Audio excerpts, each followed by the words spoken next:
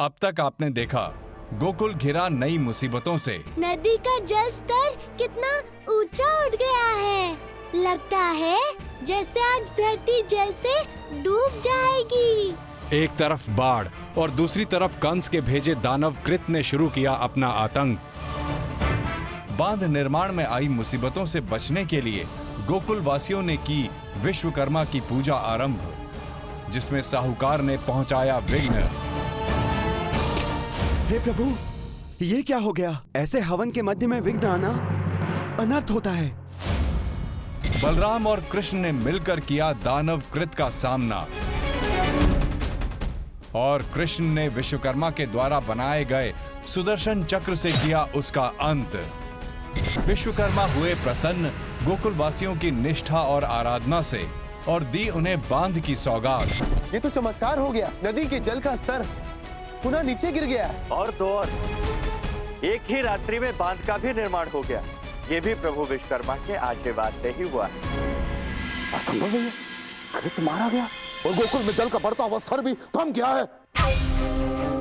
क्या चाहते हो तुम? असुर जाति का नाश या मुझसे शत्रुता करना चाहते हो? अभी भी वो कृष्ण और गोकुल सुरक्षित कैसे हैं? उत्तर दो मुझे। कदाचित तुमने शुक्राचार्य की बात ध्यान से नहीं सुनी, इसी कारण तुमने एक दुर्बल असुर का निर्माण किया। ऐसा क्यों किया तुमने? उत्तर दो मुझे। नहीं महाराज, कृत्य जैसा राक्षस भी कृष्ण को नहीं मार पाया, ये तो असंभव है। मैंने सभी तामसिक शक्तियों से कृत्य का निर्माण किया था। तांत्रिक शक्तियों से कृत का निर्माण किया था, परंतु एक बार फिर मुझे पराजय का मुख देखना पड़ा। अब मुझे कुछ करना पड़ेगा। अब साम, दाम, दंड, भेद, राग, द्वेष, छल, कपट, नीति, अनीति, कुनीति, ईर्ष्या, कुचक्र, षड्यंत्र, इन सब का मिश्रण ही मेरे काल का अंत करेगा। ओम गंगणपते नमः।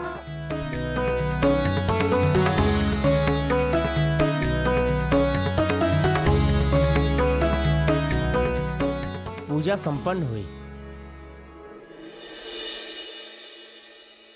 मित्रों, गणेश पूजन निर्विघ्न रूप से समाप्त हो गया है और गणेश जी की कृपा से स्वयं विश्वकर्मा देव ने गोकुल के चारों ओर सुरक्षा बांध बनाकर गोकुल को सुरक्षित कर दिया है।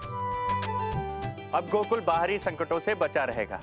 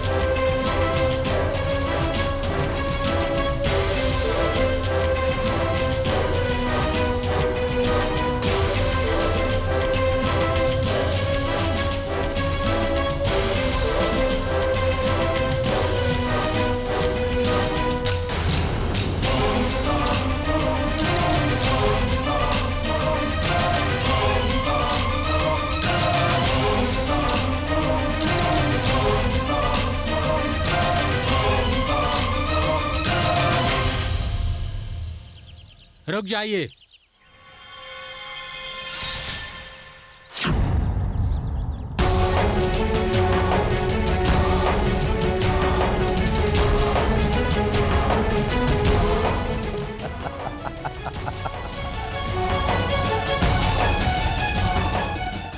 वाह बालक, डर लग रहा है।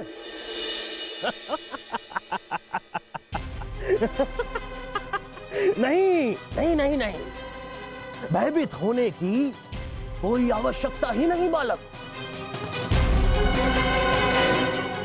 क्योंकि हम एक ज्योतिषी हैं। हम तुम्हें किसी प्रकार की कोई क्षति नहीं पहुंचाएंगे। कौन है आप महाजन, और गोकुल नगरी में क्यों प्रवेश करना चाहते हैं? बालक, हमें कहीं आने जाने के लिए किसी कारण की आवश्यकता नहीं पड़ती, किंतु यदि तुम जानना ही चाहते हो तो सुनो। हम यहाँ गोकुल की रक्षा करने के लिए आए हैं। मेरे पास ऐसी शक्तियां हैं जिससे मैं मनुष्य और इस स्थान का भूत और भविष्य दोनों को इन नेत्रों से देख लेते हैं। क्या भूतकाल और भविष्यकाल दोनों देख सकते हैं? क्या यह संभव है? प्रणाम ऋषिवर। अभी अभी आपने कहा कि आप भूतकाल और भविष्यकाल दोनों देख सकते हैं, तो इसका प्रमाण दीजिए। अच्छा चलिए, आप मेरा भविष्य ही बता दीजिए।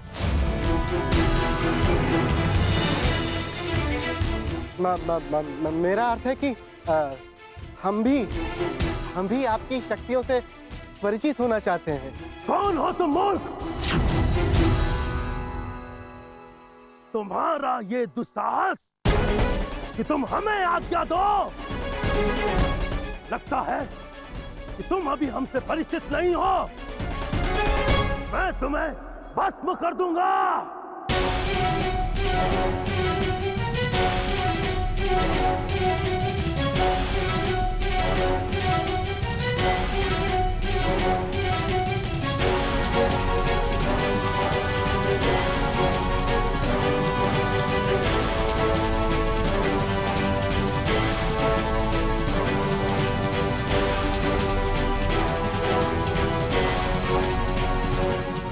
द्वारपालो,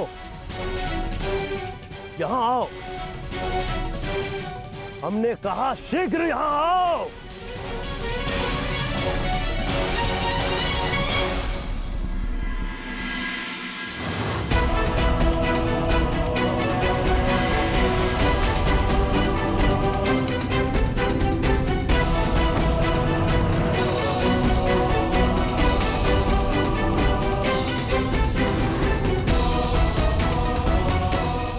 अब तो तुम्हें विश्वास हो गया ना? हमने कुछ क्षण पूर्व अपने इन नेत्रों से ये देख लिया था कि ये स्तंभ तुम पर संकट बनकर गिरने वाला है। तभी हमने तुम्हारे द्वारपालों को आगे बढ़ने को कहा। क्या अभी किसी और प्रमाण की आवश्यकता है?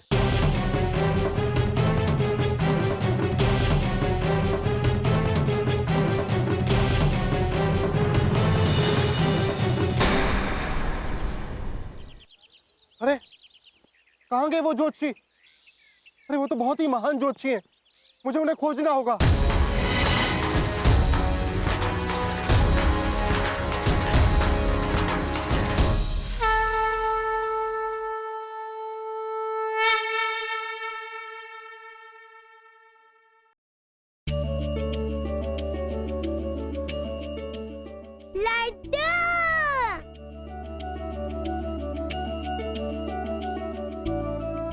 काकी काकी, मुझे भी एक लड्डू दीजिए ना।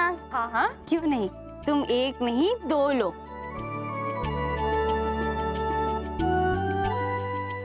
सारे लड्डू कान्हा के मित्र मंडली चट कर जाएंगे मैया।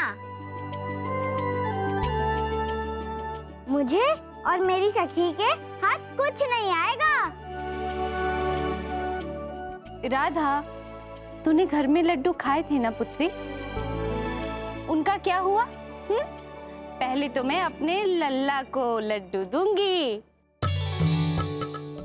वो तो मैंने ऐसे ही खाया था, किंतु ये तो प्रसाद है ना। प्रसाद खाना तो आवश्यक होता है। राधा सही कह रही है काकी। राधा को मेरी ओर से और एक लड्डू दे दो ना। चाहो तो आप मेरा वाला लड्डू राधा को दे दो। अरे देख राधा, कुछ सीख लल्ला से। हाँ, हर समय तो उसके बारे में कुछ ना कुछ बोलती रहती है और वो तेरा पक्ष ले रहा है। कान्हा, लल्ला तुम अपना लड्डू खा लो, मैं राधा को और दे दूंगी। ये लो राधा।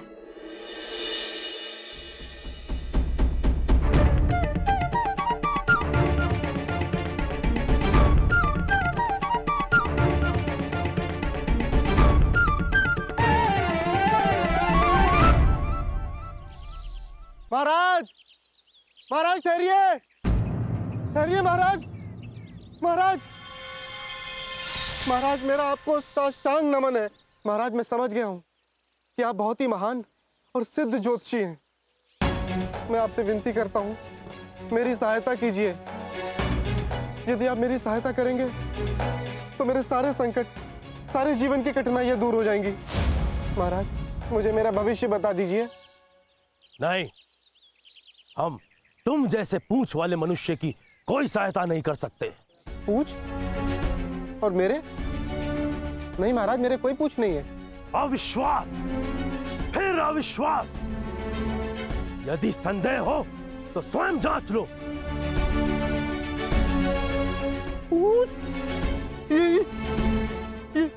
महाराज ये पूछ मेरे कैसे आ गई महाराज? महाराज मैं आपको दंडवत प्रणाम करता हूँ। महाराज इसका कुछ उपाय कीजिए, अन्यथा मैं गोकुल वासियों को कैसे मुंह दिखाऊंगा? इस प्रकार तो मैं किसी के भी समक्ष नहीं जा सकता महाराज।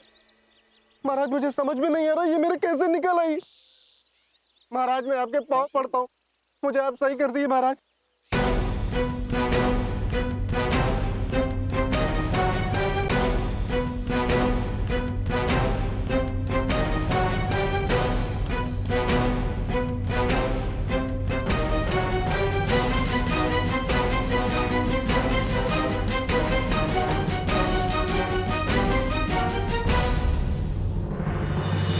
क्या हुआ मित्र?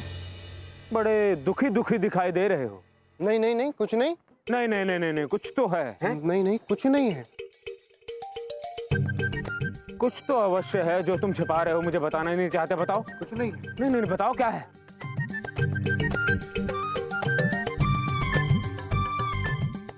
नहीं, कुछ तो अवश्य है जो मुझसे तुम छिपा रहे हो।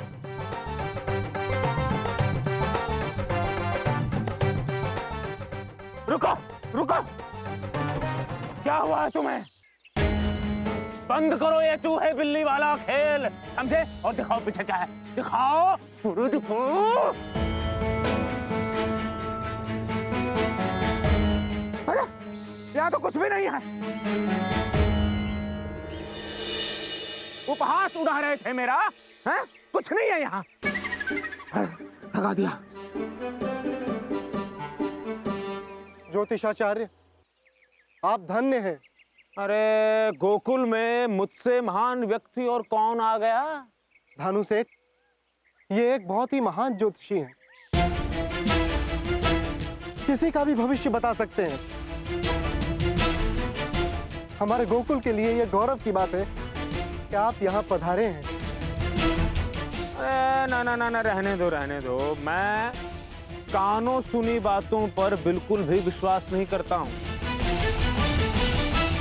जब तक मैं सत्य अपनी आंखों से नहीं देख लेता, मैं इन बातों पर विश्वास नहीं करता हूँ।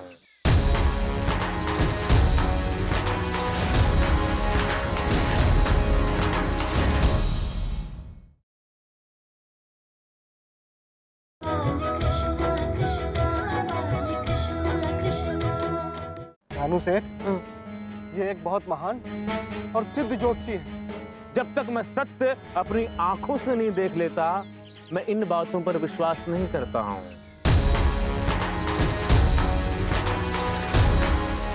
महाराज, महाराज,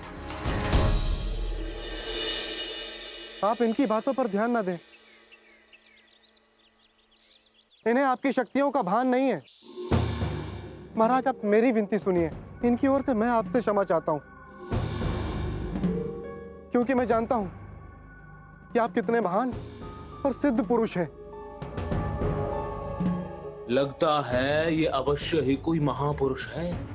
बड़ी प्रशंसा कर रहा है सुबल का पिता इसकी।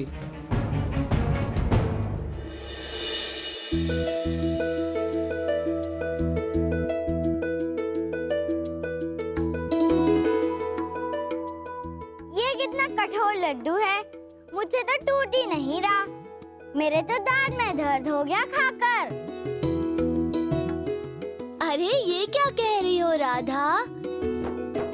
लड्डू तो बहुत नरम और स्वादिष्ट है। देखो सब कितने आनंद से खा रहे हैं। अगर मेरा बस चले तो सारे के सारे लड्डू मैं अकेला ही खा जाऊं।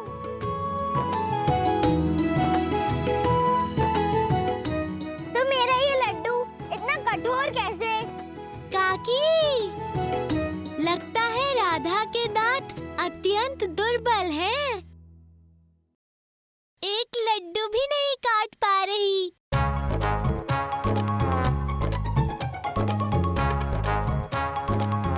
राधा रुको। अच्छा सुनो राधा, लो मेरा लड्डू खा के देखो। तुम्हारा लड्डू तुम स्वयं ही खाओ, मुझे नहीं खाना।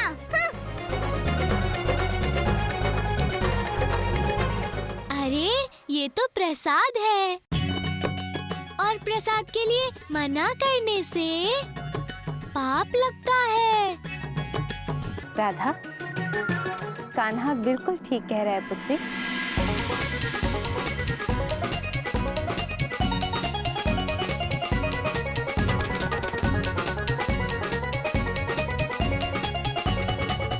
तुम तो लड़की हो,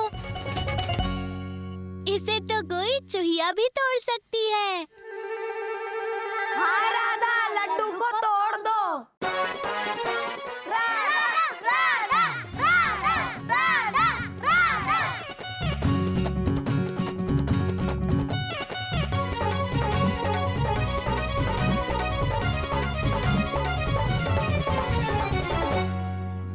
सब जानती हूँ मैं, ये सब तुम्हारी करनी है कान्हा।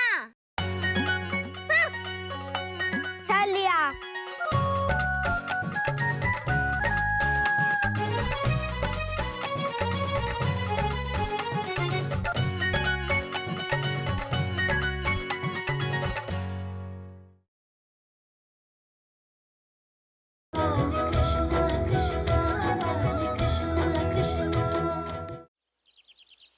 अब ये मुझे क्या दिखाने वाला है?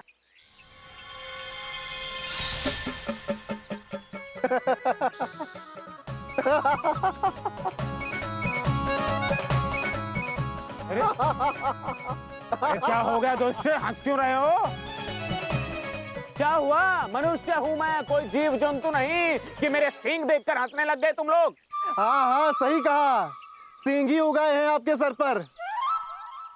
मनुष्य नहीं, कोई जीव जंतु लग रहे हो धानु सेठ। हाँ? जीव जंतु? हाँ? ये कैसे आ गए? नहीं, मैं तो मनुष्य हूँ, ये क्या होगा? यदि इस दशा में मुझे किसी ने देख लिया तो क्या होगा? मैं तो किसी को मुख दिखाने के लायक नहीं रहूंगा। चुप जा बेटा।